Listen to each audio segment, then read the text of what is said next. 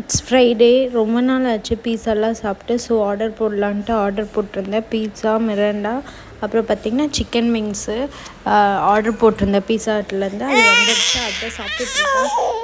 ரொம்ப நாள் ஆச்சு. தம்பி பிறந்து மாதமாக இருக்கும்போதுலேருந்தே நான் சாப்பிடல. தம்பி பிறந்து இப்போ தம்பிக்கு பர்த்டே 1 இயர் ஆச்சு. அதுக்கப்புறம் தான் வந்து இந்த பீஸா இதே சாப்பிட்றேன்.